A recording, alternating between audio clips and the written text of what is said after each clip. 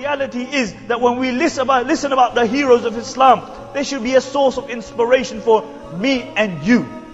Me and you, they would motivate us. Because we are living in times of fitna. And in times of fitna, you need people of motivation.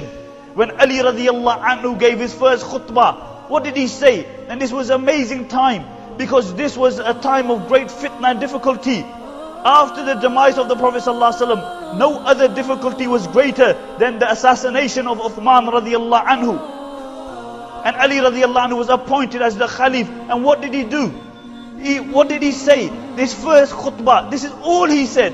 He ascended the pulpit. And he said, "O believers, you are in need of a rajul fa'ala qawwal. You are in need of a man of actions and not of a person who just talks.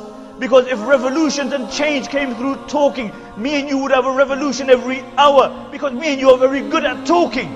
But the help of Allah does not come through talking. It comes through the actions of individuals. If you want the mercy of Allah to descend, if you want the help of Allah to descend, then you have to do actions. You have to perform actions. Because this is when the help of Allah subhanahu wa ta'ala descends. And Ali radiallahu anhu said, "O people, you are in need of a rajulun fa'al, an action man. Not of people who just talk.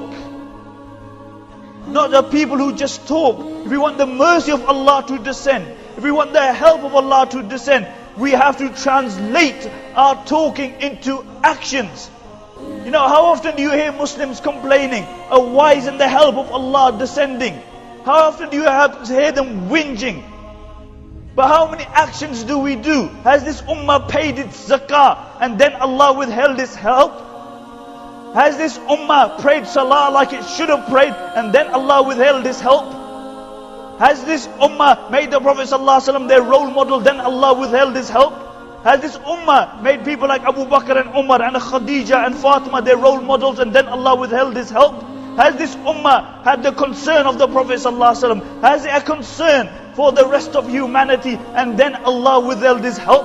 Or do we have this warped perception that somehow Allah is obliged to help us?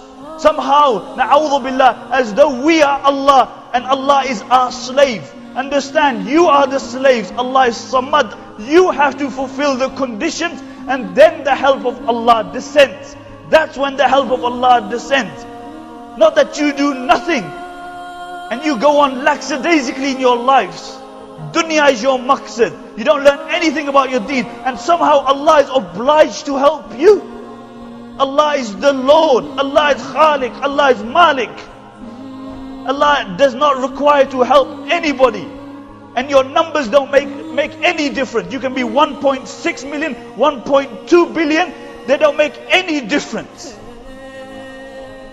Your power, your wealth doesn't make any difference. What counts in the eyes of Allah is your quality, not your quantity. Your substance. And this is why Allah says, "Kam min fi'atin qalilatin ghalabat fi'atan kathiratan bi'idhnillah." How often do you see that a small group of people, a small regiment defeats a large regiment? Why? With the help of Allah subhanahu wa ta'ala. With the help of Allah subhanahu wa ta'ala. In the time of Khalid bin Walid, in the battle of Yarmouk, this was the ultimate battle. After this day, the Christians never came into the Arab Peninsula. The Muslims were 41,000. And the conservative estimate of the Romans were that they were 140,000. And Khalid bin Walid was checking his ranks. He was checking his men. And he walked past this young soldier who was looking at the Roman soldiers and their army. And he marveled at their numbers and how much weapons they had. And he said, "How many are the Christians and how few are the Muslims?" And Khalid bin Walid radiallahu anhu said, Don't say that. For say how many are the Muslims and how few are the Romans and the Christians. Because weakness comes from being forsaken by Allah subhanahu wa ta'ala. Weakness comes from being forsaken by Allah. If you lose Allah, you lose everything. You lose everything. And if you attain the one Allah, you have everything. After the battle of the Murtaddeen, Abu Bakr radiallahu anhu told Khalid bin Walid, now the superpower of the day, the superpower, the Persians are waiting. And he said, go and deal with them, but allow your men, those who want to go home, because they fought many battles, to go home. And Khalid bin Walid made the announcement. He has 13,000 men. Out of those 13,000 men, 11,000 decided to go. He only had 2,000 men, and he was going to face the superpower, the Persians. And he wrote a letter to Umar ibn Khattab, and he said, "Oh Amir al-Mu'mineen, I've only got 2,000 men left." And Umar and Abu Bakr radiallahu anhu sent a reinforcement in the shape of how many men?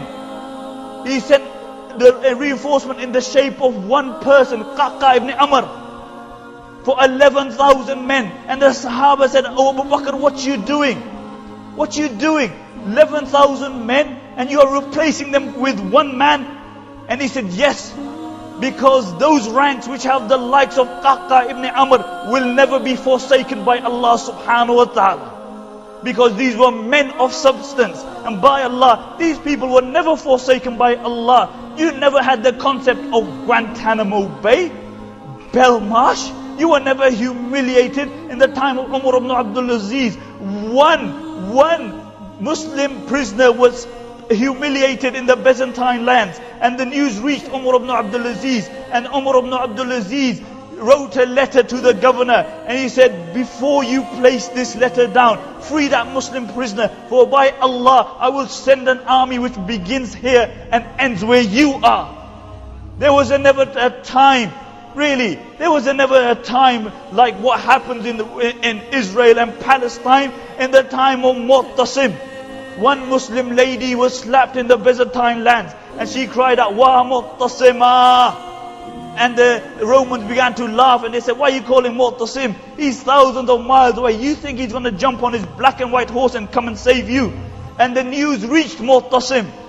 The news reached Mu'tasim, and Mu'tasim sent an entire army for the izzah of one Muslim lady. And he told every single one of them, he said, "Each one of you climb, and when you go on a black and white horse." And you look how Allah subhanahu wa ta'ala turns the tables. Wallahi, one Israeli soldier gets kidnapped, who by international law is upholding an illegal occupation. And the Israelis follow the sunnah of Mu'tasim, and they send the entire army. They send the entire army. But the difference between their army and Mu'tasim's army is that Mu'tasim's army didn't terrorize women and children. They didn't knock out electricity plants. They didn't terrorize innocent women and children.